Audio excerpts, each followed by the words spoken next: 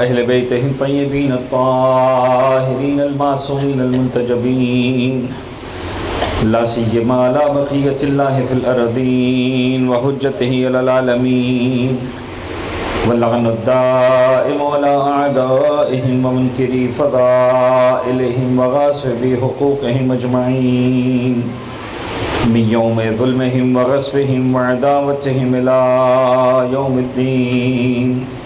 بسم الله الرحمن الرحيم. اللهم كن لوليك الحجة ابن الحسن صلواتك عليه وعلى آبائه في هذه الساعة وفي كل ساعة وليا وحافظا وقائدا وناصرا ودليلا وعينا حتى تسكنه أرضك طوعا وتمتعه فيها طويلا.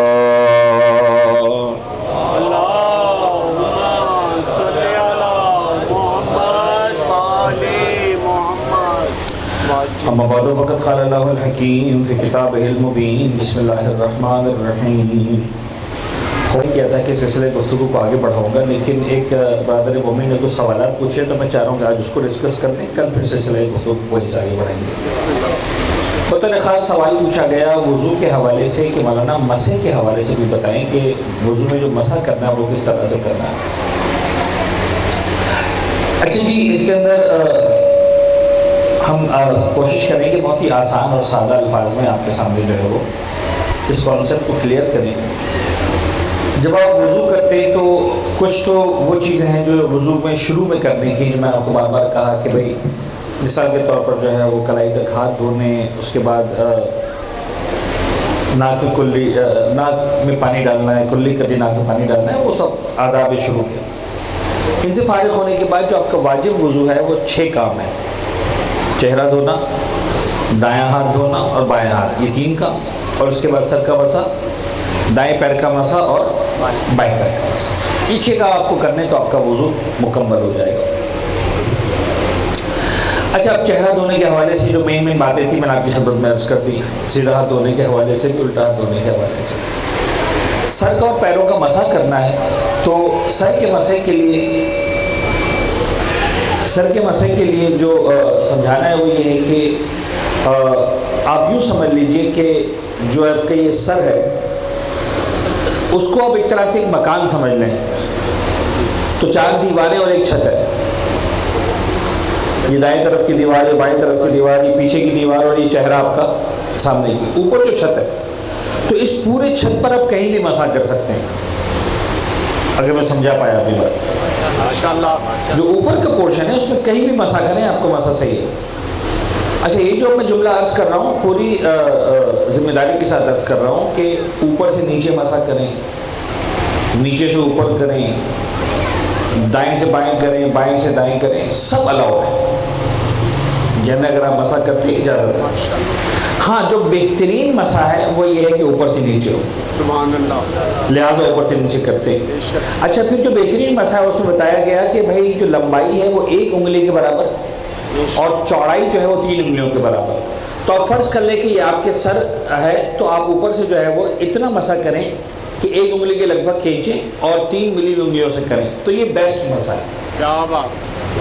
لیکن فرض کر لیں آپ 1 انگلی سے مسح کرتے ہیں تو بھی آپ کا مسح شرعی قاعدے کے حساب سے صحیح مانا جائے گا. آپ کا وضو صحیح ہو جائے گا. آپ کو کوئی بھی یعنی معصومین نے جو فرمایا ہے تو اس کے اعتبار سے آپ کا وضو غلط نہیں ہوگا. آپ 2 انگلیوں سے مسح کرتے ہیں تو بھی صحیح ہے، اگر آپ 3 انگلیوں سے مسح کرتے ہیں تو بھی صحیح ہے. بہترین یہ ہے کہ 3 انگلیوں سے کیا جائے اور لمبائی میں 1 انگلی کی لمبائی کے برابر مسح کیا جائے. اس سے کم کریں گے تو بھی صحیح ہے، اس سے زیادہ کریں گے تو بھی صحیح ہے. اچھا، اب ایک بات اس کے اندر اور وہ یہ کہ بہت سارے بزرگان اس بات پر ضد کرتے ہوئے نظر آتے ہیں، اصرار کرتے ہوئے نظر آتے ہیں کہ تم درمیان سے مانگ نکالو اور مانگ پر یعنی سر کے جو بال، سر کی جو کھال ہے اس پر مسح کرو. سمجھانا یہ ہے کہ سر کی کھال پر مسا تو بہترین ہے اگر آپ سر کی کھال پر مسا کرتے ہیں، لیکن اگر فرض کر لیں کہ جناب علی آپ کے بال ایسے ہیں کہ آپ جب مسا کرتے ہیں تو آپ کا ہاتھ جو ہے وہ سر کے بالوں تک ہی جاتا ہے، کھال تک نہیں پہنچتا، تو بھی آپ کا مسا صحیح مانا جائے گا۔ ماشاءاللہ۔ یعنی یہ جو میں نے آپ سے سمجھانے کے لیے ایک لفظ استعمال کیا کہ آپ کو چھت پر مسا کرنا ہے، تو اب اگر میں سمجھانے کے لیے اگین اسی کا لفظ استعمال کر رہا ہوں کہ جن بالوں پر اگر آپ مسا کر رہے ہیں اگر وہ چھت والے ہی ہیں تو آپ کا مسا صحیح ہے۔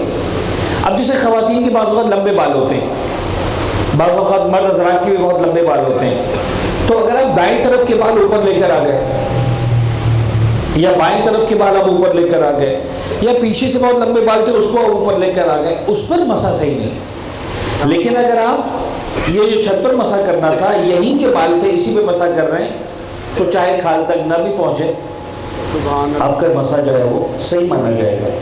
ہاں یہ بہتر ضرور ہے کہ آپ جناب علی تھوڑا سا بالوں کے درمیان سے ہٹا لیں اور کھال پر مسا کریں تو صاحب اس سے اچھا اور کیا ہوگا۔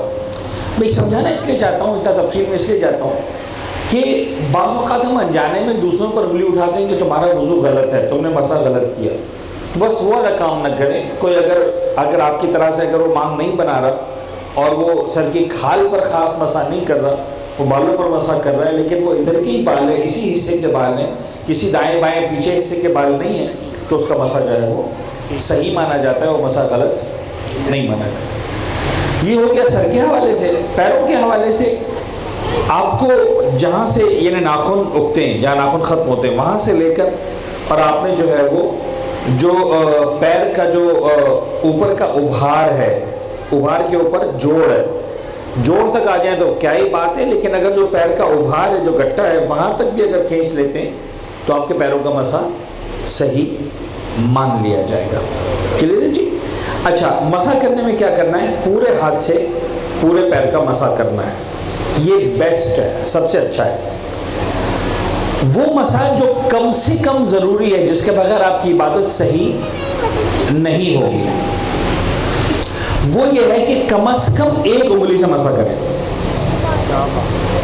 یعنی اگر آپ نے پیر کا مسا بھی فرض کر لیا، یہ پیر کا وہ اوپر کا پورشن ہے اور آپ نے ایک انگلی سے مسا کر لیا، کسی بھی ایک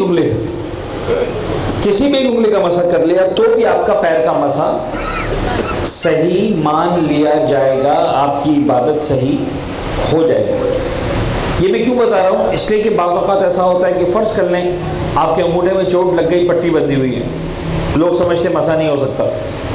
سر ایک انگوٹھے میں انگلی پٹی بندھی ہوئی، 4 انگلیاں ابھی فارغ ہیں، جگہ ہے، آپ آرام سے مسا کر سکتے ہیں۔ اچھا خدا نہ خواستہ 4 انگلیوں میں پٹی بندھی ہوئی، ایک انگوٹھا فارغ ہے، تب بھی مسا ہو سکتا ہے۔ بس سمجھ ماری، جب 5 کی 5 انگلیوں پر پٹی بندھی ہوئی ہو تب پھر وضوء جبیرہ کی بات آئے گی کہ گیلا ہاتھ پٹی کے اوپر سے کھینچ لو، وہ سارے مسائل۔ لیکن اگر ایک انگلی بھی اویلیبل ہے، 4 انگلیوں میں پٹی بندھی ہوئی ہے، ادھر سے یا ادھر سے یا درمیان سے، جو انگلی بھی فارغ ہے اس کے اوپر سے ایک انگلی کا مسا کر لیں گے تو بھی آپ کا مسا صحیح مانا جائے گا، وہ غلط نہیں مانا جاتا، آپ کی عبادت جو ہے وہ صحیح ہو جاتی ہے۔ میں اگر سمجھا پایا تو ایک صلوات پڑھ دیں محمد و آل محمد۔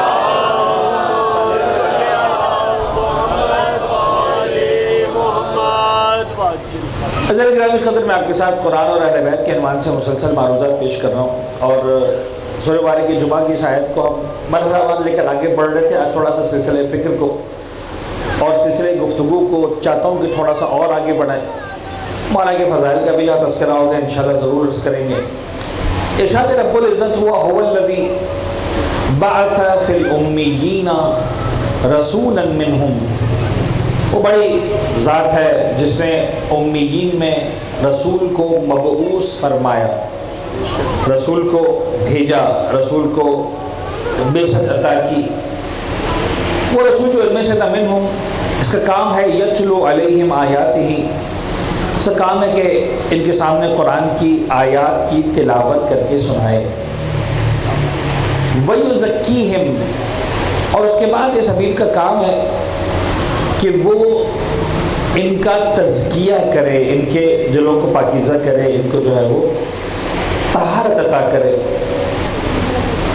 اس کے بعد کہا وَيُعَلِّمُهُمُ الْكِتَابَ وَالْحِكْمَةَ، انہیں کتاب کی تعلیم دے۔ آپ میں سے کوئی ہے جو اس مینٹر کو یہاں سے ہٹا سکے یا جو یوں کر سکے؟ بچے پر ڈسٹرب ہو رہے ہیں تو بلے ڈسٹرب ہو رہی ہے۔ سب آپ پڑھیں محمد والے محمد، اللہم صلی علی محمد والے محمد۔ وہ خود بھی بیچارہ لگتا ہے پریشان ہو گیا ہے والے محمد۔ تو ارشاد رب العزت ہوا هو الذی بعث فی الامیین رسولا منہم یتلو علیہم آیاتہ ویزکیہم ویعلمہم الکتاب والحکمہ۔ اب میں نے یتلو علیہم آیاتہ پر آپ کے سامنے خلاصۃ عرض کیا۔ یتلو علیہم آیاتہ یعنی قرآن کی تلاوت، یعنی معجزے کو پیش کرنا۔ غور فرمائیں، معجزے کو پیش کرنا۔ ویزکیہم یعنی جب داخلہ لے لیا، جب ایمان لے آئے۔ اب میں آپ کو سمجھانے کے لیے کہوں، آپ نے دیکھیں بعض اکیڈمیز ایسی ہوتی ہیں، خاص طور پر جب آپ کسی فوجی ادارے میں جاتے ہیں تو اگر مثال کے طور پر آپ کا سلیکشن ہو گیا، ایک بار تو آپ کا سلیکشن ہی نہیں ہوا، پھر تو آپ اپنی زندگی میں کچھ اور کام کریں گے۔ لیکن جب جاتے ہیں تو اس سے پہلے کہ جناب علی آپ کی جاب شروع ہو، آپ کا کام شروع ہو، آپ کو کچھ ٹریننگ سے گزارا جاتا ہے کہ بھائی ٹریننگ کرو گے تو پھر کام کرنے کے قابل ہوگے۔ تو تم فوج میں آ گئے ہو لیکن فی الحال تم سے کام نہیں لیا جائے گا، فی الحال کیا کرنا ہے؟ تمہاری ٹریننگ ہونی ہے۔ بابا دین بھی یہی ہے، جیسے ہی مسلمان بن اللہ پڑھیں محمد والے محمد۔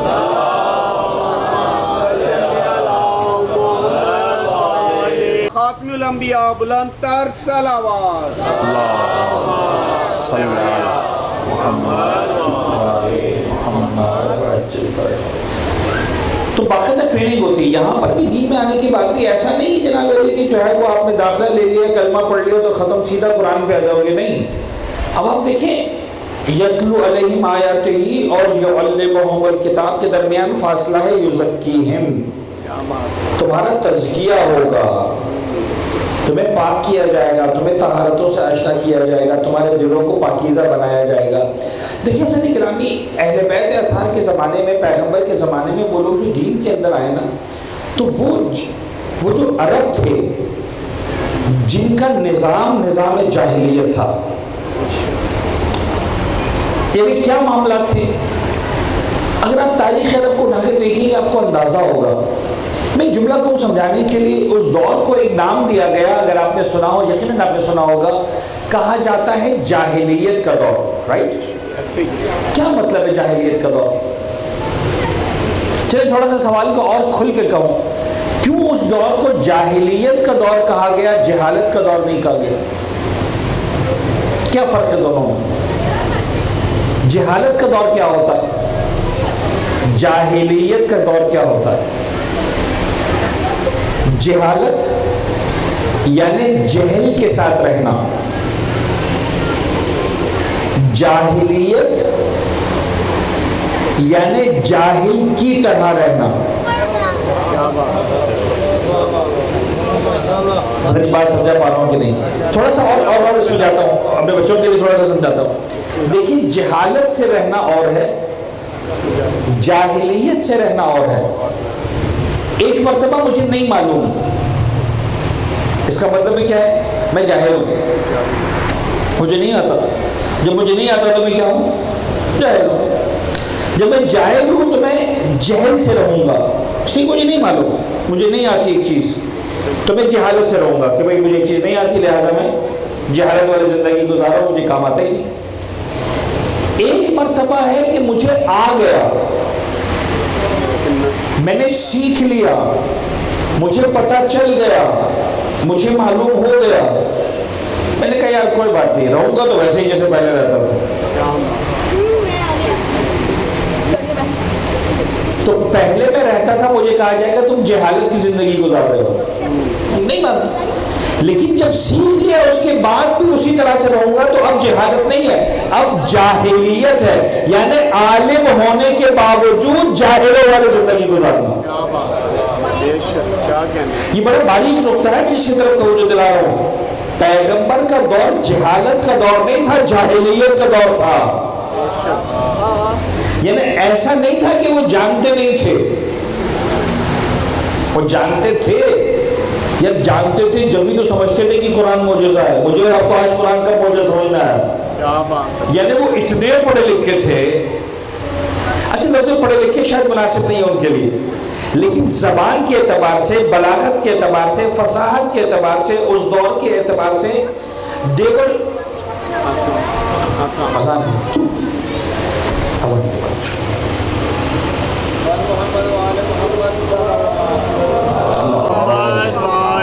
قرآن کو قرآن ان کو سمجھ میں آتا تھا قرآن کا معجزہ ہونا.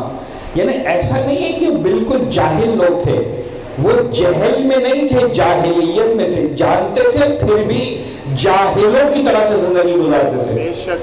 ورنہ پروردگار عالم نے ان کو اتنی عزت دی تھی بہرحال کہ وہ مکے میں رہتے تھے، خانہ خدا کے ساتھ رہتے تھے، دنیا سے لوگ ان کے پاس آتے تھے حج کرنے کے لیے، عمرہ کرنے کے لیے. جناب ابراہیمی کی سنت چل رہی تھی تو وہ سلسلہ رائج تھا، ایسا نہیں کہ رائج نہیں تھا. خانہ کعبہ کی قداست تھی، جبھی تو ابراہ نے حملہ کرنا چاہا تھا، ہاتھیوں کا لشکر لے کر آیا تھا کہ بھئی خانہ کعبہ کو مسمار کر دو، ختم کر دو، لوگ میری جگہ پر نہیں آ رہے، میری کلیسا پر نہیں آ رہے. غور فرما.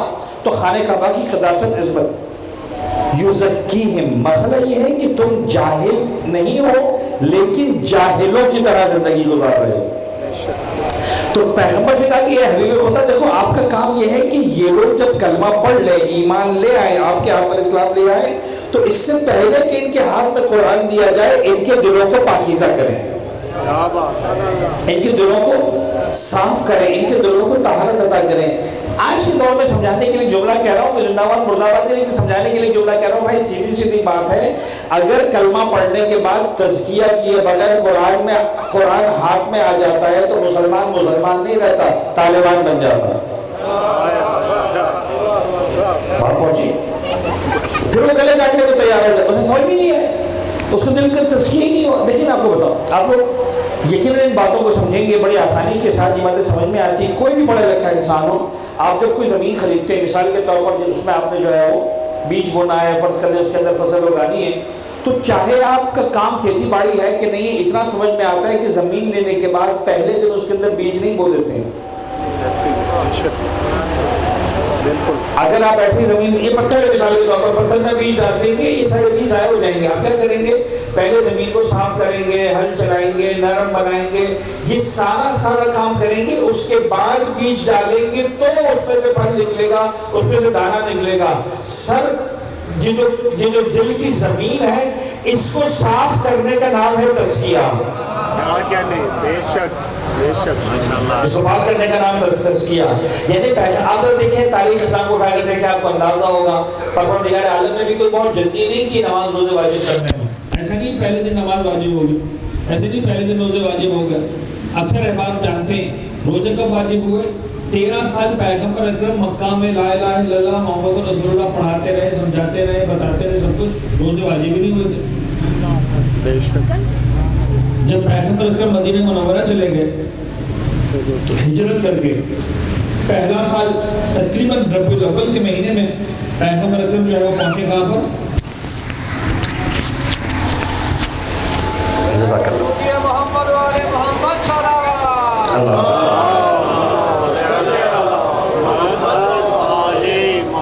پیغمبر اکرم جب مدینہ منورہ پہنچے، پہلا سال گزرا، روزے واجب نہیں ہوئے. ہجرت کا دوسرا سال تھا تب جا کر روزے واجب ہوئے. زکوٰۃ کب واجب ہوئی؟ ہجرت کے 6 سال یا 5ویں سال جا کر واجب ہوئی، جب مسلمانوں کے پاس پیسہ واپس آیا. غور فرما. اچھا یہ بھی باتوں میں جواب دے دو. چلے باپا ہمارا موضوع نہیں تھا لیکن اب بات آگے. ایک سلوات پڑھے محمد و آل محمد.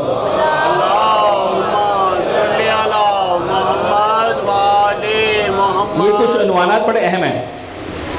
زکوٰۃ کے حوالے سے بات کی جاتی ہے، اہل ایمان پر بڑی نکتہ چینی کی جاتی ہے نا کہ یار یہ شیعہ لوگ زکوٰۃ نہیں دیتے. ہے تو انہیں ٹائم بتاؤ اس حوالے سے کچھ. اس اللہ پڑھے محمد و آل محمد کو بتا دیتا ہوں. اللہم صلی علی محمد. صاحب یہ شیعہ زکوٰۃ نہیں دیتے، ایسا ہی؟ اور میرے خیال میں کوئی بھی نہیں دیتا ہوگا، تو صحیح تو ہے.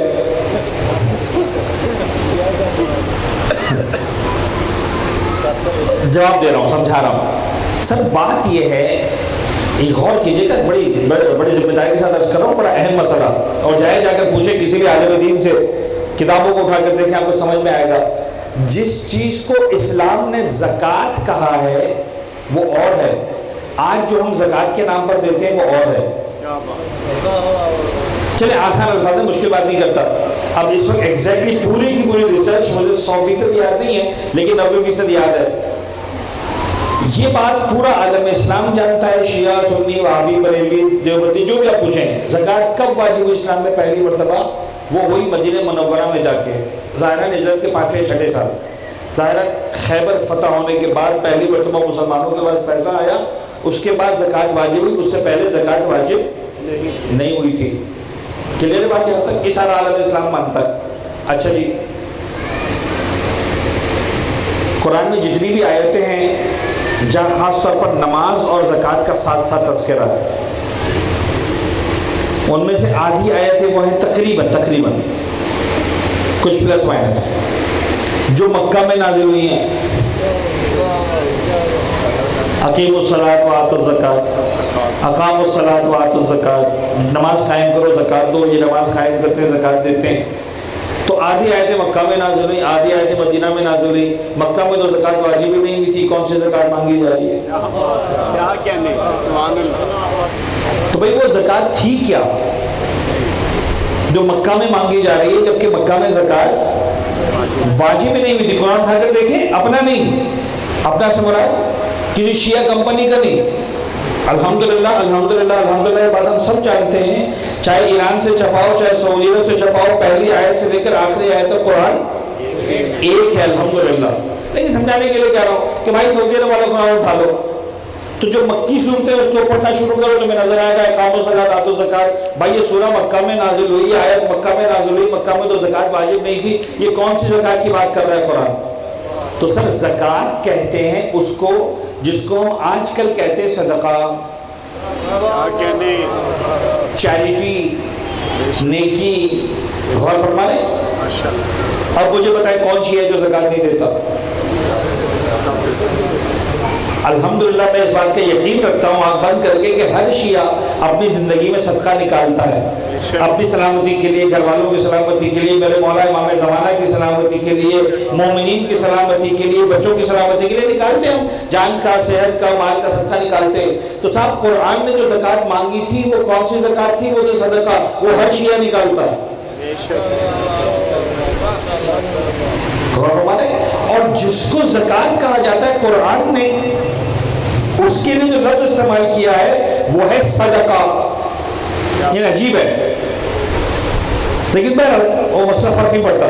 تو وہ جو واجب والی زکوٰۃ ہے اس کو قرآن نے کہا ہے صدقہ. اچھا وہ ہم کیوں نہیں نکالتے؟ چلو مان لیا، لیکن والی زکوٰۃ تو پھر بھی ہم نہیں نکالتے، جو واجب والی کیوں نہیں نکالتے؟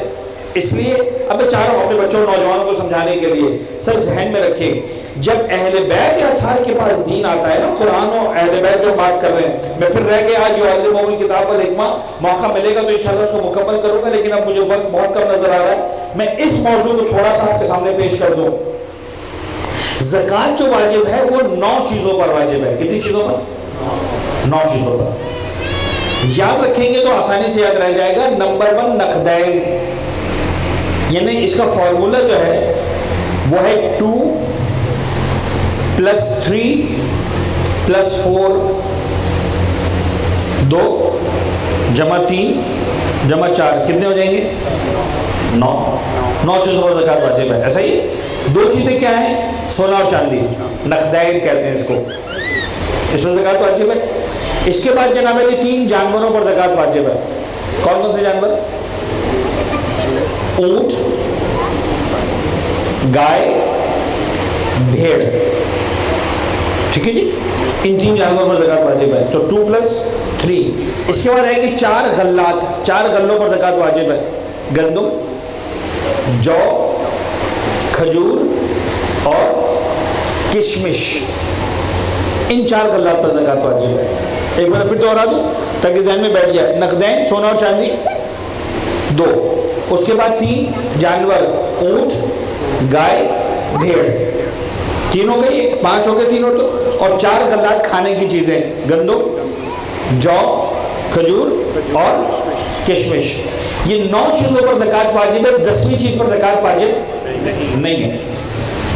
پیغمبر کے زمانے میں، ائمہ طاہرین کے زمانے میں سونے اور چاندی سے مراد ہر سونے چاندی پر زکوٰۃ واجب نہیں تھی۔ کبھی سونے اور چاندی کے ان سکوں پر زکوٰۃ واجب ہے جن سکوں سے لین دین رائج ہو۔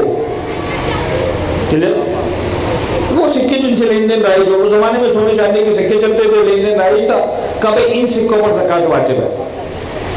اس دور میں بھی اگر کسی نے جواہرات رکھے، زیورات رکھے، یا مثلا کسی اور طریقے سے سونے کو اسٹور کر کے رکھا ہے، اس پر زکوٰۃ واجب نہیں ہوتی تھی، اس کا قاعدہ قانون الگ تھا۔ صرف سونے چاندی کے وہ سکے جن پر زکوٰۃ واجب ہے، جن سے لین دین رائج ہے، جو مارکیٹ میں چلتے ہیں سودا لینے دینے کے لیے۔ تین جو ہے وہ جانوروں پر زکوٰۃ تھی، اونٹ، گائے اور بھیڑ، اس کے علاوہ کسی جانور پر زکوٰۃ واجب نہیں تھی۔ اسی طرح جناب علی جو 4 غلات پر زکوٰۃ واجب تھی، کسی اور غلے پر زکوٰۃ واجب نہیں تھی، گندم، جو، کھجور اور کشمش۔ جب دین آگے بڑھا، چھٹے امام سرکار کا زمانہ آیا، تو شروع میں ہی جناب علی ایسا ہوا کہ اسلام نے جب ترقی کی، ایران تک پھیلا، دوسرے ممالک تک پھیلا، تو اسلامی ممالک میں گھوڑوں کی تعداد بڑھی۔ ایک زمانے میں گھوڑوں کی تعداد مسلمانوں کے پاس نہ ہونے کے برابر ہوتی تھی۔ مکہ اور مدینہ میں جو آج کا سعودی عرب ہے، پیغمبر کے دور کا حجاز ہے، مجھے پتہ نہیں بور تو نہیں ہو رہے، عرض کرو ایک صلوات پڑھیں محمد و آل محمد کے ذات، اللہم صلی علی محمد و آل محمد۔ کبھی کبھی باتیں سننی چاہیے، ہمارے کم بیان کی جاتی ہے، یا علی آباد رہے، کم ذکر ہوتا ہے، کم تذکرہ ہوتا ہے باتوں کا، تو کبھی بھی سننا چاہیے، معلوم ہونا چاہیے۔ ہم پر آج انگلی اٹھائی جا رہی ہے، سوشل میڈیا پلیٹ فارمز پر ہم پر انگلی اٹھائی جاتی ہے، شیعوں کو دین کا نہیں پتا۔ یار ہم کو نہیں پتا تو پھر کس کو دین کا پتا؟ کیا کہنے الحمدللہ۔ اچھا میں عرض کروں، بہرحال ٹھیک ہے، دیکھیں ہمیں اگر لا علمی ہے تو اس پر ہمیں افسوس ضرور ہے، لیکن ہم وہ لوگ ہیں جو لا علمی پر فخر نہیں کرتے۔ کیا بات ہے، کیا بات۔ ہم تو ہر فرش ادا پر آ کر بیٹھ جاتے ہیں، ہر سال بنا کے بیٹھ جاتے ہیں، یہ فرش ہے ہم کو سکھانے کے لیے۔ علی کا جو ہے وہ مرتبہ اور مقام اور مرتبہ بھی ہم اسی فرش ادا پر آ کر سیکھتے ہیں، مولا کے فضائل سیکھتے ہیں، جناب زہرا کونین کے شہزادی کونین کے فضائل جانتے ہیں، پیغمبر اکرم کی عزت اور عظمت پر بات ہوتی ہے، قرآن پر بات ہوتی ہے، ائمہ طاہرین پر بات ہوتی ہے، حلال و حرام پر بات ہوتی ہے۔ فرش ادا سیکھنے کے لیے مقصد اہل بیت ہے۔ تو میں عرض کر رہا ہوں کہ اس وقت جناب علی یہ مسائل پیدا ہونا شروع ہوئے کہ یا رسول اللہ، یا فرزند رسول، جو ہے وہ اونٹ پر زکوٰۃ واجب تھی، گائے پر زکوٰۃ واجب تھی، بھیڑ پر زکوٰۃ واجب تھی۔ اب ہمارے پاس مثال کے طور پر جناب علی جو ہے گھوڑے آنا شروع ہو گئے، تو کیا گھوڑوں پر بھی زکوٰۃ دیں؟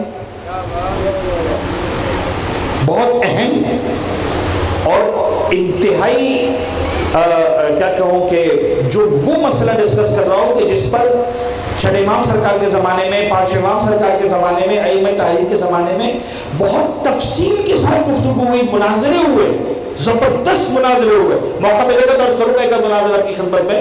ابھی صرف بات کو بڑھانے کے لیے، مکمل کرنے کے لیے اتنی بات کو مکمل کر رہا ہوں۔ تو وہاں پر ایک سلسلہ شروع ہوا جس کو کہا گیا قیاس۔ کیا کہا گیا؟ قیاس کرنا، یعنی اپنی مرضی سے دین بنانا۔ اچھا آپ کو تو ظاہر سے برا لگے گا، نہیں میں آپ کو بتاؤں قیاس کا مطلب کیا ہوا۔ کبھی دیکھو دین میں اگر کوئی ایسا مسئلہ پیش آئے جس کا حکم معلوم نہ ہو، اب علمی اعتبار سے جو علماء نے ڈیفائن کیا، کبھی ایک ایسا مسئلہ پیش آئے جس کا حکم معلوم نہیں تو ایک کام کرو، اللہ کے رسول تو جا چکے ہیں، دین بتانے والا تو کوئی ہے نہیں، بتانے والے تو پھر بھی مل جائیں گے، دین بنانے والا کوئی نہیں ہے۔ یہی تو فرق ہے ہم میں اور دوسروں میں کہ تمہارے اعتبار سے جب اللہ کے رسول دنیا سے چلے گئے تو اب دین بتانے بنانے والا کوئی نہیں تھا۔ ہمارے اعتبار سے اولنا محمد، آخرنا محمد، اوسطنا محمد، کلنا محمد۔ جو لسان جعفر صادق ہے وہ لسان پیغمبر ہے، جو لسان موسیٰ کاظم ہے وہ زبان پیغمبر ہے، جو لسان امام ہادی ہے وہ زبان امام پیغمبر صلی اللہ علیہ وسلم ہے۔ نعرہ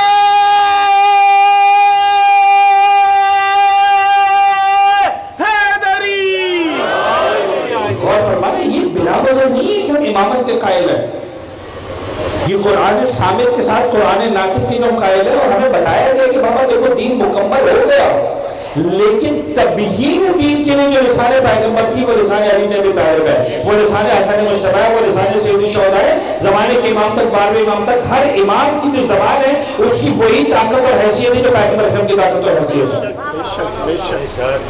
اور مجھے یاد دلائے کہ کل میں اس عنوان پر اور زیادہ بات کر کے آگے بڑھاؤں گا. یا ایھا الذین آمنوا اطیعوا اللہ و اطیعوا الرسول و اولی الامر منکم کا مطلب کیا ہے انشاءاللہ اس کو سمجھائیں گے. لیکن میں چاہوں زکوٰۃ پر بات مکمل ہو. تو عالم اسلام میں یہ مسائل پیدا ہونا شروع ہوئے، ڈسکس ہونا شروع ہوئے، علماء کے سامنے یہ بحثیں ہونا شروع ہوئی کہ بھائی اونٹ تھا پیغمبر کے زمانے میں، گائے ہوتی تھی پیغمبر کے زمانے میں، پیڑ ہوتے تھے. لیکن اب ہمارے پاس گھوڑے آنا شروع ہو گئے، گدھے آنا شروع ہو گئے، خچر آنا شروع ہو گئے، ان پر سواریاں ہوتی تھی، تعداد بڑھنے لگی. تو کیا آپ اونٹ کو چھوڑ کر مثال کے طور پر گھوڑے پر بھی زکوٰۃ دینی ہے؟ گدھے اگر کسی نے پالے اس کو بھی زکوٰۃ دینی ہے؟ خچر کسی نے پالے زکوٰۃ دینی ہے؟ ائمہ طاہرین نے کہا خبردار اپنی مرضی سے عقل مت لڑانا. کیا کہنے سبحان اللہ، کیا بات. جب پروردگار نے ان 3 چیز پر زکوٰۃ، جانوروں پر زکوٰۃ واجب کی ہے، چوتھے جانور پر زکوٰۃ واجب نہیں ہے. تمہارے پاس 40 گائے ہیں، زکوٰۃ واجب ہو جائے گی. تمہارے پاس 400 بھینسیں ہیں، زکوٰۃ واجب نہیں ہوگی. کیا کہنے، کیا بات ہے سبحان اللہ. ہم مذہب اہل بیت کے ماننے والے ہیں. ہمارے پاس جو ہے نا کہ یہ کہیں پر جھوڑ نہیں ہے، اپنی عقل لڑانے کی اجازت نہیں ہے. کہ جانوروں کے اندر اچھا غلات کے اندر بات آئی، گندم، جو، کھجور، کشمش، صرف 4 غلات پر زکوٰۃ واجب ہے. ہم نے کہا صاحب سندھ میں آتے، پاکستان میں آتے، عام اگتے آم پر زکوٰۃ واجب ہے. کہا نہیں. کیا بات. کہا فلاں علاقوں میں جو ہے وہ چاول اگایا جاتا ہے، گندم نہیں اگائی جاتی. کہا نہیں، جو 4 غلات ہیں اسی پر زکوٰۃ واجب ہوگی، 3 جانور اسی پر زکوٰۃ واجب ہوگی، نقدین سونے اور چاندی جس سے لین دین رہے گی اسی پر زکوٰۃ واجب ہوگی. آج بھی خدا کا شکر ہے میرے پاس اطلاعات ہیں. ہم جب سنکھیوں علاقوں میں جاتے ہیں جہاں پر مثال کے طور پر زمینیں ہیں، جہاں اہل بیت کے اطہار کے ماننے والے زمیندار لوگ ہیں، گندم اگا رہے ہیں، وہ لوگ زکوٰۃ نکالتے ہیں. میرے پاس اطلاعات ہیں پنجاب کے اندر جو لوگ زمیندارہ کرتے ہیں، جن کے پاس گندم اگائی جاتی ہے، جو اگائی جاتی ہے، کھجور اگائی جاتی ہے، وہ لوگ جب اس حوالے سے اگاتے ہیں باقاعدہ زکوٰۃ ادا کرتے ہیں. مجھ پر اور آپ پر زکوٰۃ اس لیے واجب نہیں ہو رہی کہ نہ ہم سونے چاندی سے لین دین کرتے ہیں، نہ ہم اونٹ اور گائے اور بھیڑ پالتے ہیں، نہ ہم گندم، جو، کھجور، کشمش اگاتے ہیں. تو جب ہے ہی نہیں تو زکوٰۃ کیسے واجب ہوگی؟ کیا بات، کیا کہنے. غور فرمائے. ایسا نہیں کہ دیکھیں میں آپ کو بتاؤں، کسی کی دل آزاری نہیں کرنا چاہ رہا، سمجھانے کے لیے کہہ رہا ہوں. یہاں پر کتنے لوگ ہیں جو حج کر کے آئے؟ ہاں اٹھائیں گے ذرا. 1 2 3 4 5 لوگ بیٹھے جنہوں نے حج کیا ہے. تو میں باقی سب کو کافر کہہ دوں؟ پتہ نہیں بات پہنچے کہ نہیں. کیونکہ معصوم کا فرمان تو ہے کہ جس شخص پر حج واجب ہو جائے وہ حج نہ کرے. فَلْيَقُلْ يَهُودِيًّا أَوْ نَصْرَانِيًّا، اس کی مرضی یہودی مرے، اس کی مرضی نصرانی مرے.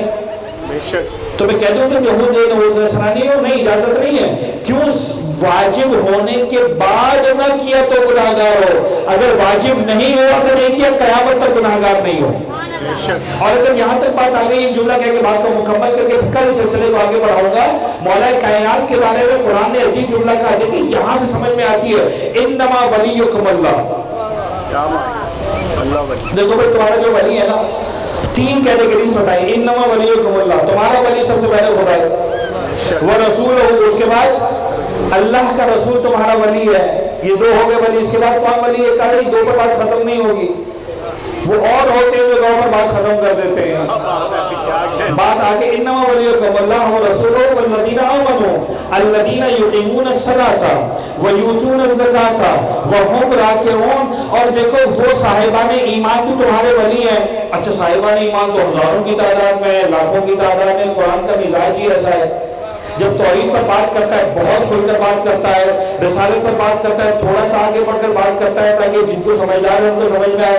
جب امامت کی بات کرتا ہے تو اس طرح سے کرتا ہے کہ جن کو سمجھانا ہے انہیں کی سمجھ میں آئے. ہر ایک کے سمجھ میں آنے والی ولایت ہے نہیں علی بن ابی طالب کی. سبحان اللہ، نعرہ حیدری. توحید بہت آسانی سے مل جائے گی. رسالت میں بھی اتنی مشکل نہیں ہوگی. مزاج قرآن یہ ہے کہ یاد رکھنا علی کی ولایت اتنی آسانی سے نہیں ملے گی. بعض اوقات تو سوال کرتے ہیں, بچے سوال کرتے ہیں, مولانا پروردگار عالم نے جو ہے مولا کائنات کا نام قرآن میں سادہ سادہ کیوں نہیں لکھ دیا؟ لکھ دیتا سیدھا سیدھا کہ بابا علی تو مولا ولی, بات ہی ختم ہو جاتی, کوئی پنگا ہی نہیں رہتا, کوئی جھگڑا ہی نہیں رہتا. کہ تم کیسی بات کرتے ہو؟ علی کی ولایت اتنا پیار محبت سے نہیں ملتی, اس کے لیے جان لگانا پڑتی ہے. بے شک, کیا بات. یا فرمایا انما ولیکم اللہ ورسولہ والذین آمنوا الذین یقیمون الصلاۃ ویؤتون الزکاۃ وهم راکعون. یہ کون سا ایمان ہے؟ ہر صاحب ایمان نہیں ہے, ہزاروں لاکھوں تعداد نہیں ہے. کہا الذین آمنوا الذین یقیمون الصلاۃ, جو نماز قائم کرتے ہیں, ویؤتون الزکاۃ, زکات دیتے ہیں, وهم راکعون, صرف زکات نہیں دیتے, حالت رکوع میں زکات دیتے ہیں. کیا کہنے, کیا کہنے. اچھی حالت رکوع میں یا آباد ہو. یہ حالت رکوع میں زکات کا مطلب کیا ہے؟ سر سب سے پہلے تو ایک بار مجھے پوچھنے دو, مجھے جواب دے دو, ایمانداری کی بات ہے. خدا کی قسم وہ علی ہی کیا جو اتنا مال جمع کرے کہ زکات واجب ہو جائے.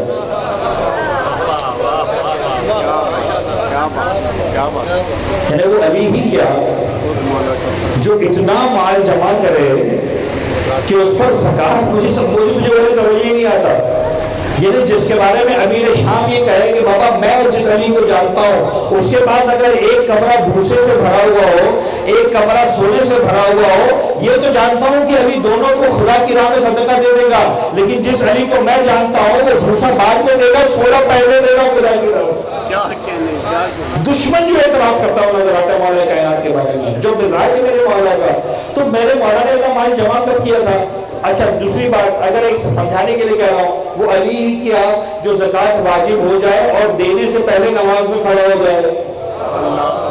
کیا بات ہے, کیا بات ہے, کیا کہنا. یعنی کمال ہے, میرے مولا پر زکات واجب ہو گئی اور وہ زکات دے نہیں رہے اور نماز میں کھڑے ہو گئے. سر یہ زکات وہ زکات تھی نہیں جو واجب والی زکات ہے, یہ وہی جو میں نے سمجھایا ہے, یہ صدقہ تھا, یہ خیرات کی, یہ رائے خدا نے عطا کرنا تھا. اور وہ علی ہی کیا کہ جو کھڑا ہو اور پروردگار کے گھر سے وہ خالی ہاتھ چلا جائے. مانگ اللہ سے رہا تھا, جب خدا دے گا تو کیسے دے گا؟ جب خدا دے گا تو ید اللہ سے ہی دے گا نا بھائی. صلوات پڑھے محمد آل محمد کے ساتھ. اللہم صلی علی محمد وآل محمد. یا آباد رہے. وَيُؤْتُونَ الزَّكَاةَ وَهُمْ رَاكِعُونَ, جو حالت رکوع میں زکات دیتے ہیں. پورا عالم اسلام متفق ہے. یہ آیت نازل ہوئی علی بن ابی طالب کی شان میں.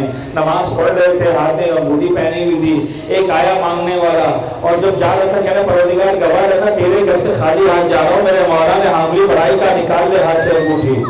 خدا کے دروازے کو ید اللہ کے ہوتے ہوئے, ید اللہ کے ہوتے ہوئے تو خالی ہاتھ واپس نہیں جائے گا. اور وہ مولا کائنات کے ہاتھ سے انگوٹھی لے کر واپس چلا گیا. یہ ہے مزاج زکات. تو میں زکات سے سمجھا رہا تھا سر کہ زکات واجب ہونے کے بعد کوئی نہ دے اور بات ہے. الحمدللہ اہل بیت کا ہر ماننے والا جو زکات کے معنی ہے وہ صدقہ, ہر مومن صدقہ نکالتا ہے. جس پر زکات واجب ہے وہ بھی نکالتے ہیں, الحمدللہ میرے پاس اطلاعات ہیں. اور اگر نہیں نکالتے تو ضرور نکالنا چاہیے. پروردگار کے گناہگار اہل بیت اطہار کے گناہگار نہیں بننا چاہیے. گفتگو مکمل زنی گرامی. آج امیر قاسم کا تذکرہ, حسن کے 13 سال کی جوان کا تذکرہ. میں بھی کیا اس کروں کہ دل چاہتا ہے سکون سے مسائل کا تذکرہ ہو, لیکن اب بہرحال آصف بھائی موجود ہیں, انشاءاللہ گریہ کریں گے, غصہ دیں گے, ماتمداری کریں گے انشاءاللہ. حسن کا 13 سال کا بیٹا, عجیب حالات اور واقعات لکھے اس بچے کے لیے. ایک جملہ صرف اپنے تمہیدی مسائل کے طور پر پڑھ رہا ہوں. ایسے بھائی آپ نے مکمل کرنا ہے انشاءاللہ. میں صرف تمہید پڑھ رہا ہوں. شب عاشور میرے مولا حسین نے, علماء نے لکھا ہے مقاتل کے اندر ان واقعات کو, اصحاب کو اپنے خیمے میں جمع کیا. میں ایک بات کی طرف تلفاظ توجہ دلانا چاہ رہا ہوں. سارے اصحاب کو, بڑے بڑے اصحاب کو جمع کیا, پورا لشکر جمع ہو گئے. اور اس کے بعد میرے مولا نے ایک تقریر کی ہے اپنے اصحاب کے سامنے, میرے اصحاب باوفا, دعائے خیر دی ہے, سمجھایا ہے, اور کہا کہ دیکھو یہ لشکر یہ صرف میرے خون کا پیاسا ہے, حسین کے خون کا. ان کو تم سے کوئی سروکار نہیں. اور میں اپنی جان قربان کرنے کے لیے تیار ہوں، میں قربانی دینے کے لیے تیار ہوں، تم ایسا کرو، تم چلے جاؤ، تم اپنی جانیں بچا لو، میں تمہاری گردنوں سے اپنی بیعت اٹھا لیتا ہوں، اچھی ہے خدا کی قسم، میں اپنی بیعت اٹھا لیتا ہوں، تم چلے جاؤ۔ مخاطب نے یہاں تک لکھا ہے کہ جب اصحاب نے کچھ نہیں کرنا ایسے ہی دیکھتے رہے، اس وقت نہیں دیکھ رہے کہ مولا کیا کہہ رہے ہیں، کیا جواب دے مولا۔ میرے مولا نے جملہ آگے بڑھ کر کہا، کہنے لگی میرے اصحاب پر غور فرماؤ، تمہیں اس بات پر پریشانی ہے کہ لوگ کہیں گے کہ کیا تم حسین کو چھوڑ کر آ گئے، چلو میں تم کو بہانہ میں خود دیتا ہوں، تم ایسا کرو میرے ساتھ یہ آل محمد کے گھرانے کی مخدرات ہیں، مستورات ہیں، تم ان مستورات کی حفاظت کی خاطر چلے جاؤ، ان کو لے کر چلے جاؤ۔ تو کہتے ہیں کہ حسین کے گھرانے کی مستورات کی حفاظت کے لیے آگے ان کو چھوڑ کر آگے تاکہ تم پر سے الزام بھی ہٹ جائے۔ جناب زہر قید، جناب حبیب مظاہر، یعنی ایک ہی بڑھ کر ایک سپاہی کہتے ہیں کہ یعنی فرزند رسول، کسی نے کھڑے ہو کر کہا حسین اتنا بتا دے قیامت کے میدان میں تیری ماں فاطمہ زہرا کو کیا جاؤ۔ خیر میں اس سارے باتوں کو عرض نہیں کرنا چاہ رہا تھا، تمہید کے طور پر جو جملے میں نے کہے، ان سارے معاملات کے بعد میرے مولانا نے شہزادہ علی اکبر سے کہا، بیٹا علی اکبر شاید ان میں سے کسی کو یہ محسوس ہو رہا ہو کہ کیسے اٹھ کے جائے، تو ایسا کرو چراغوں کو بجھا دو، چراغ گل کر دو، اندھیرا کر دو، جس کو جانا ہو چلا جائے۔ علی اکبر اٹھے، چراغوں کو گل کیا، اندھیرا چھا گیا، کچھ حرکتیں ہوئیں، کچھ اٹھنے بیٹھنے کی آوازیں آئیں، لیکن جب سارا سب کچھ مکمل ہو گیا کہ ہاں شہزادے علی اکبر کو میرے مولا حسین نے مقاتل پڑھنا ہو، بیٹا علی اکبر دوبارہ چراغ روشن کرو۔ اب جب دوبارہ چراغ روشن کیا، بعض اصحاب نے اپنے سر حسین کے قدموں پہ رکھے ہوئے تھے، بعض نے اپنی تلواریں اپنی گردنوں پہ رکھی ہوئی تھی۔ حسین اگر تمہیں بھروسہ نہیں ہے نا تو حکم دے اپنے ہاتھ سے اپنی گردنیں کاٹ کر چلے جاؤ۔ جب یہاں تک بات پہنچی، بس مجھے حسن کا لال قاسم کا تعارف کروانا ہے، میری مجلس مکمل ہو گئی۔ جب یہاں تک بات پہنچی، اب میرے مولا نے دعا دی، اور اب گفتگو کا اور خطبے کا اگلا مرحلہ شروع ہوا۔ اگلے مرحلے میں میرے مولا نے ایک کے بعد ایک سپاہی کا نام لے کر شہادت کی خوشخبری سنانا شروع کی۔ حبیب کل کے شہیدوں میں تمہارا نام ہے، حسن افسدہ کل کے شہیدوں میں تمہارا نام ہے، جون غلام حبشی کل کے شہیدوں میں تمہارا نام ہے۔ ایک کے بعد ایک صحابی کا نام لکھے جاتے، بتاتے جاتے، کل تم بھی شہید ہونے والے ہو، کل تم بھی شہید ہونے والے ہو، کل تم بھی شہید ہونے والے ہو۔ اور کہا جاتا ہے 3 دن کی بھوک پیاس، شب عاشور، آخری رات زندگی کی، لیکن ایسا لگتا تھا حسین کے خیمے میں جشن منایا جا رہا ہے۔ جس شہید کا نام آتا تھا نا، باقی اصحاب اٹھتے تھے، مبارکباد دیتے تھے، مبارک ہو کل کے شہیدوں میں تمہارا نام بھی، مبارک ہو کل کے شہیدوں میں تمہارا نام بھی، مبارک ہو کل کے شہیدوں میں تمہارا نام بھی۔ سمجھ میں آ گیا نا حسین کے خیمے کا منظر۔ اب آخری جو عرض کرنا ہے، ایک مرتبہ جب ساری مبارکبادیں مکمل ہوئی نا، خیمے کے کونے سے ایک بچے کے رونے کی آواز بلند ہو گئی۔ عجیب القرآن نظر، خیمے کی کونے سے بچے کے رونے کی آواز بلند ہوئی۔ حسین نے دیکھا کون رو رہا ہے، 13 سال کا بچہ کھڑا ہوا، بھائی حسن مجتبیٰ کی نشانی قاسم، چچا جان میں اپنی غربت کو رو رہا ہوں، کل سب شہید ہوں گے، میں شہیدوں میں شامل نہیں ہوگا، آپ نے میرا نام نہیں لیا۔ بس اتنا سننا تھا۔ میرے مولا حسین نے قاسم کی طرف دیکھا، ایک جملہ پوچھا، خدا جانتا ہے کیا راز ہے، میرے مولا کیا بتانا چاہتے تھے۔ کہنے لگے قاسم تم اپنی شہادت کی بات کرو، مجھے بات بتاؤ تمہیں موت کیسا محسوس ہوتی ہے، موت تمہاری نگاہوں میں کیسی ہے۔ عجیب جواب دیا ہے اس بنو ہاشم کے جوان نے، شنی حیدری فوج کے اس عظیم سپاہی نے عجیب جواب دیا ہے۔ کہتا ہے چچا جان احلا من العسل، چچا جان مجھے موت شہد سے زیادہ میٹھی محسوس ہوتی ہے، شہد سے زیادہ شیریں محسوس ہوتی ہے۔ بچہ تھا نا، اسی حساب سے جواب دیا جو پسند ناپسند کی باتیں، مجھے شہد سے زیادہ میٹھی محسوس ہوتی ہے۔ جیسے میرے مولا نے حسن کے لال قاسم کا جملہ سنا، سینے سے لگا کر ایک جملہ کہا، قاسم تو اپنی بات کرتا ہے، کل کے شہیدوں میں تیرے 6 مہینے کا بھائی علی اصغر، کل کی شہیدوں میں تیرا 6 مہینے کا بھائی علی اصغر بھی شامل ہے۔ چھوٹا بچہ، 13 سال کا بچہ، ذہن میں خیال آیا، کیا مطلب میرے 6 مہینے کا بھائی علی اصغر بھی شامل ہے؟ اصغر تو میدان میں نہیں جا سکتا، یہ فوج اشکیا خیموں میں آئے گی، میرے بھائی کو مارے تھی، کچھ دیر کے لیے قاسم اپنی شہادت قبول کرے، ہاشمی خون ہے، غیرت میں جوش مارا، گھبرا کے اپنے مقام پر کھڑا ہوا، چچا جان یہ فوج اشکیا خیموں میں آ جائے گی، ہماری مسئولیات کا پردہ پامال ہو جائے گا۔ حسین نے کہا نہیں قاسم، علی اصغر خیمے میں شہید نہیں ہوگا، علی اصغر کو میدان میں لے کے جائیں گے، علی اصغر میدان میں جا کے شام شہادت پیش کرے گا۔ قاسم ایک مرتبہ سکون کا سانس لیتے ہیں، ہماری بیویوں کا پردہ سلامت رہے گا۔ میرا دل چاہتے ہیں کہوں قاسم آج تو چچا حسین نے تمہیں اطمینان دلا دیا، کل شام غریبہ میں آ کر دیکھنا، جب خیموں میں آگ لگی، جب مستورات کے سر سے ردائیں چھینی، واہ محمد واہ علیہ کی صدائے بلند، ماتم حسین۔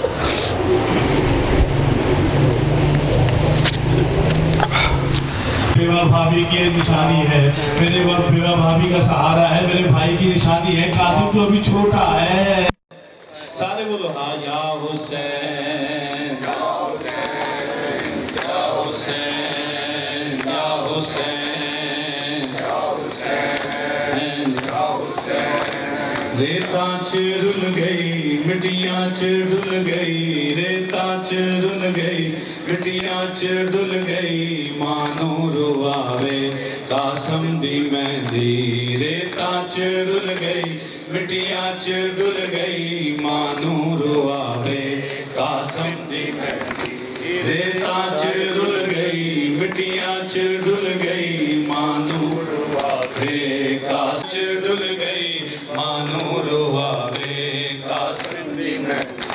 کبرا دا بابا چادر وشا کے، کبرا دا بابا چادر وشا کے، چن چن کے پانچ رل گئی مٹیاں چ ڈل گئی، مانو رواوے قاسم۔ ماتم کرو۔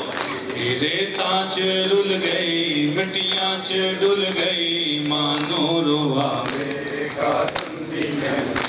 کبرا دا بابا چادر وشا کے، کبرا دا بابا چادر وشا کے، چن چن کے پاوے قاسم دی مہندی، ریتاں چ رل گئی مٹیاں چ ڈل گئی، مانو رواوے قاسم دی مہندی، ریتاں چ رل گئی مٹیاں چ ڈل گئی، مانو رواوے قاسم دی مہندی۔ کچھ مہندی گھوڑے سما چ لے گئے، کچھ دے ٹکڑے مقتل چ رہ گئے، کچھ مہندی گھوڑے سما چ لے گئے، کچھ دے ٹکڑے مقتل چ رہ گئے، سید مسافر قاسم دی ماتوں، سید مسافر قاسم دی ماتوں، کیویں لکاوے قاسم دی مہندی، ریتاں چ رل گئی مٹیاں چ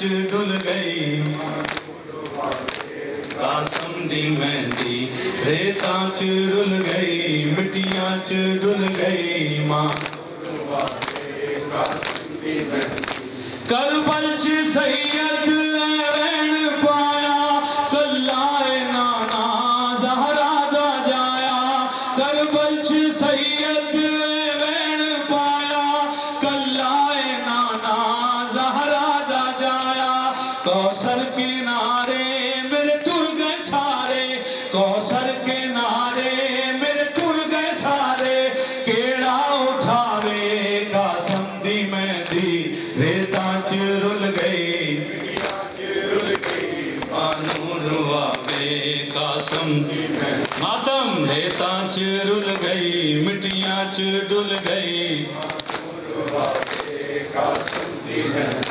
خیام اندر جدو مہندی آئی، بنڑے دی ماں نے سر خاک پائی، خیام اندر جدو مہندی آئی، بنڑے دی ماں نے سر خاک پائی، بنڑی دا بابا بہنی بلا کے، بنڑی دا بابا بہنی بلا کے، رو رو وخاوے قاسم دی مہندی، ریتاں چ رل گئی مٹیاں چ ڈل گئی، مانو رواوے قاسم دی مہندی ریتاں چ رل گئی مٹیاں چ ڈل گئی مانو رواوے قاسم دی میں یا حسین یا حسین یا حسین یا حسین یا حسین یا حسین یا حسین یا حسین یا حسین یا حسین اللہم صلی اللہ متوجہ زیارت۔ السلام علیکہ یا نبی اللہ، السلام علیکہ یا خاتم النبیین، السلام علیکم ورحمۃ اللہ وبرکاتہ۔ السلام علی الحسین وعلی علی ابن الحسین وعلی اولاد الحسین۔ السلام علیکہ یا ابن رسول اللہ، السلام علیکہ یا ابن خدیجۃ الکبریٰ، السلام علیکہ یا ابن امیر المؤمنین، السلام علیکہ یا ابن سیدۃ النساء العالمین، السلام علیکم ورحمۃ اللہ وبرکاتہ۔